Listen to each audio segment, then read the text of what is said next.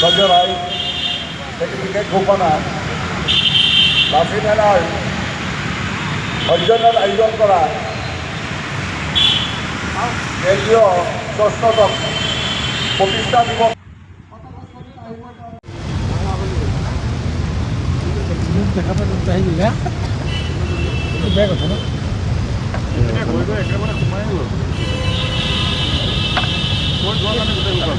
এইয়া মই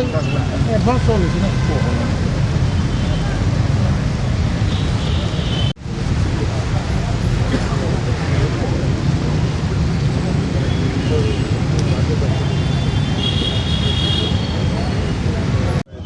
লাচিত বৰফুকনৰ আজি 403 বছৰীয়া জন্মজয়ন্তী আৰু এই জন্মজয়ন্তীৰ লগত সংগতি ৰাখি আমি প্ৰতি বছৰে লাচিত দিৱস অনুষ্ঠিত কৰি আহিছোঁ আৰু লগতে আমাৰ লাচিত থানাৰ কেন্দ্ৰীয় প্ৰতিষ্ঠা দিৱস অনুষ্ঠিত কৰি আহিছোঁ আৰু আজি ঐতিহাসিক এই লাচিত ঘাটত আমি সমবেত হৈ আমি এটাই আহ্বান জনাইছোঁ অসমৰ প্ৰতিজন অসমীয়া খিলঞ্জীয়াক যি 1671 চনত যি সকলো জাতি জনগোষ্ঠী লগ হৈ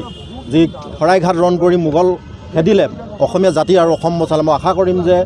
এই লাচিত দিৱসৰ লাচিত বৰফুকনৰ জন্ম জয়ন্তীত কেৱল আমি এমুঠিমান অসমীয়া মানুহে যাতে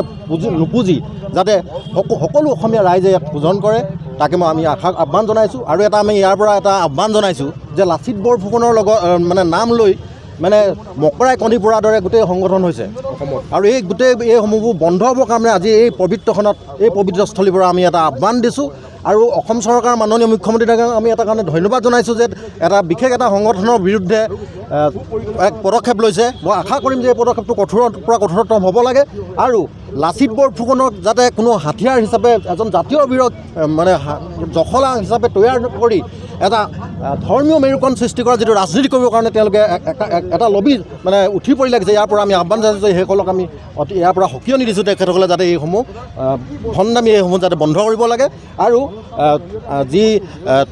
লাচিত বৰফুকনে যিখন এৰি থৈ যোৱা অসমখনক যাতে আমি হিন্দু মুছলিম কৰি যাতে আকৌ হাথিয়াৰ হিচাপে যে ভাগ ভাগ কৰি একাংশই যে ধন গতা মাধ্যম হিচাপে যিটো ব্যৱহাৰ কৰিব বিচাৰিছে মানে ধন দাবী অপহৰণৰ দৰে লাচিত বৰফুকনক ইমান তললৈ এটা নিব পৰা যিটো মানে গৌৰৱ গাঁত লাচিত বৰফুকনৰ যিটো শৰাইঘাটৰ ৰণৰ যিটো গৌৰৱ গাঁথা তল পেলাইছে ইয়াৰ পৰা আমি আহ্বান জনাইছোঁ অসম চৰকাৰে যাতে ইয়াৰ পৰা কঠোৰ ব্যৱস্থা গ্ৰহণ কৰে ওচৰত মহাবীৰ পাৰ্কত আমি লাচিত দিৱস আজি উদযাপন কৰিবলৈ আগবাঢ়ি আহিছোঁ বিশেষকৈ মই আপোনালোকৰ আগত এটাই কথা ক'ব পাৰিম আপোনালোকৰ সংবাদ মাধ্যমৰ আগৰ থ্ৰুৱেদি এটাই কথা জনাব বিচাৰিম যে যেনেকৈ লাচিতৰ কাৰণে দেশতকৈ মোমাই ডাঙৰ নাছিলে আজিৰ তাৰিখত প্ৰত্যেকজন মানুহে নিজৰ ভিতৰৰ সেই লাচিতক জগাই তোলাটো বহুত দৰকাৰী হৈ পৰিছে বুলি পেলাই মই ভাবোঁ আজি অসমখনৰ অৱস্থা কেনেকুৱা হৈছে আমি যদি ভৱিষ্যত প্ৰজন্মটো আমি যদি ভালকৈ ৰাখিব বিচাৰোঁ ভৱিষ্যত প্ৰজন্মৰ কাৰণে যদি আমি চিন্তা কৰিব বিচাৰোঁ তেতিয়াহ'লে আমি সজাগ হ'বলৈ সময় হ'ল অকল আমি লাচিত দিৱস উদযাপন কৰি বা লাচিতৰ কাৰণে চাকি জ্বলাই বা লাচিতৰ নামত সংগঠন কৰিলে কিন্তু আমি আগবাঢ়িব নোৱাৰোঁ আমাৰ দেশ আগবাঢ়িব নোৱাৰে আমাৰ দেশ আগবাঢ়িব হ'লে আমি সঁচাকৈ লাচিতৰ নিচিনা সজাগ হ'ব লাগিব যেনেকৈ ৰাতিৰ ভিতৰতে গড় বনাব দিওঁতে মোমায়েকে ৰেষ্ট কৰি থাকোঁতে মোমায়েকক কাটি পেলাইছিলে দেশতকৈ মোমাই ডাঙৰ নহয় বুলি ঠিক তেনেকৈ আমাৰ প্ৰত্যেকজন অসমীয়া এতিয়া কিন্তু সজাগ হ'ব লাগে আহিবলগীয়া 2026ত আমি বহুত ভাবি চিন্তি যোনখন চৰকাৰ আহি আছে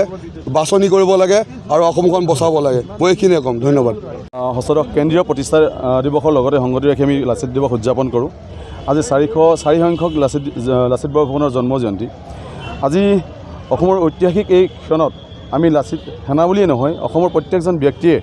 লাচিত বৰফুকনক স্মৰণ কৰাটো আমি বিচাৰোঁ স্মৰণ কৰাটো বিচাৰোঁ তেখেতৰ নামত আমি প্ৰত্যেকে নিজকে এজন লাচিত বৰফুকন হিচাপে নিজকে বিচৰাটো আমি সকলোৱে নিজকে বিচাৰে সেইটো আমি কামনা কৰোঁ প্ৰথম কথা হ'ল কি যে লাচিত বৰফুকনৰ নামত আমি যি আয়োজন কৰিছোঁ এই আয়োজনস্থলীৰ পৰাই মই অসমৰ প্ৰত্যেকজন ব্যক্তিক অনুৰোধ জনাম যাতে আপোনালোকে প্ৰত্যেকে অনাগত দিনত আমাৰ ভৱিষ্যত প্ৰজন্মক যাতে লাচিত বৰফুকনৰ ওপৰত তেখেতলোকৰ যিখিনি নীতি জ্ঞান, তেখেতলোকৰ যিখিনি দেশপ্ৰেমৰ নীতি আদৰ্শ আছিল, সকলোখিনি যাতে তেখেতলোকে বিতৰণ কৰে বা তেখেতলোকৰ মাজত যাতে দাঙি ধৰিব পাৰে, মই তাৰ প্ৰতি আশা ৰাখিম। প্ৰথম কথা হ'ল কি, আজি প্ৰত্যেকজন ব্যক্তিয়ে আমি শৰাইঘাটৰ যুদ্ধৰ কথা আমি কওঁ, আমি প্ৰত্যেকে কওঁ যে শৰাইঘাট ৰণত আমি মোগলক পৰাস্ত কৰিছিলোঁ, কিন্তু মোগলক পৰাস্ত কৰাৰ সেই চানেকি ধৰি ৰখাৰ ক্ষেত্ৰত আমি বৰ্তমান সময়ত আমি যি যুৱ প্ৰজন্মই যি ধৰণে পদক্ষেপ ল'ব লাগিছিল, সেই পদক্ষেপখিনি কিন্তু আক্ষেপ ধৰণৰ আমি ক'ব বিচাৰোঁ। যে আক্ষেপে ক'ব বিচাৰোঁ এইকাৰণেই যে আমি আজি লাচিত বৰফুকনৰ যি আমাৰ শিলা স্তম্ভ আছে, য'ত আমাৰ প্ৰতিমূৰ্তি আছে, আমি লাচিত সেনাই তাত আমি আজি আমাৰ অনুমতি দিয়া নাই, আমি তাত বন্তি প্ৰজ্বলন কৰিবলৈও আমাক আনকি অনুমতি দিয়া নাই। গতিকে আমি এনেকুৱা এখন অসমত বসবাস কৰি আছোঁ, যিজন মহান জাতীয় বীৰজনক আমি পূজা কৰিবৰ কাৰণেও কাৰোবাৰ পৰা অনুমতি ল'ব লগা হৈছে। আৰু এনেকুৱা এজন মহাবীৰক আমি পূজা কৰিবলৈ গৈছোঁ, যিজন মহাবীৰে অসমৰ ৰূপৰেখা তৈয়াৰ কৰিছিল, তেখেতে আমাৰ অসমৰ মানচিত্ৰ তৈয়াৰ কৰিছিল। তথাপিতো মই আজি অভিনন্দন জনাম আমি অসমবাসীলৈ যে আমি এনেকুৱা এখন দেশত বসবাস কৰি আছোঁ, যে সেইখন দেশত আমি লাচিতৰ দেশৰ মানুহ বুলি আমি ক'বলৈ আমি চিনাকি দিবলৈ আমি সক্ষম হৈছোঁ। যিখন দেশত আমি বসবাস কৰি আছোঁ, সেইখন দেশৰ যিজন মহান বীৰৰ নামেৰে আমি চিনাকি দিছোঁ, সেইজন মহাবীৰৰ নামত অনুষ্ঠান কৰিবৰ কাৰণে আমি যে অনুমতি ল'বলৈ যাওঁতেও আমি বহুখিনি ঘাত প্ৰতিঘাতৰ সন্মুখীন হ'ব লগা আছে। এইকাৰণে মই আজি এই কথাখিনি উল্লেখ কৰিছোঁ যে আমি লাচিত সেনা বুলিয়ে নহয়, লাচিত বৰফুকন এটা জাতিৰ চিনাকি। লাচিত বৰফুকন কোনো সংগঠন হ'ব নোৱাৰে। লাচিত বৰফুকন প্ৰত্যেকটো গোটেই জাতিৰ জনগোষ্ঠীৰ প্ৰত্যেকজন ব্যক্তিৰ তেজে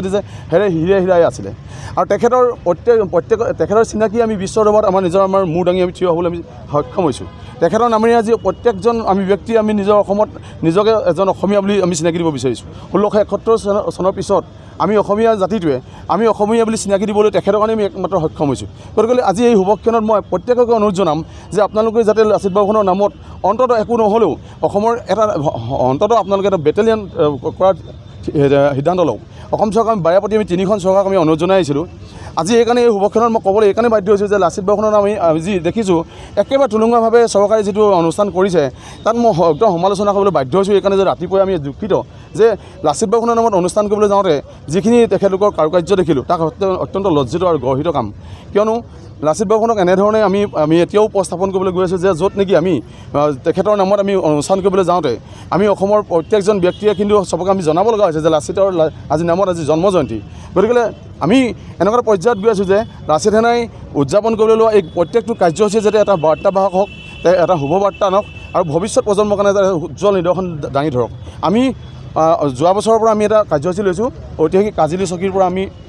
নৌকাৰ এটা যাত্ৰা কৰোঁ।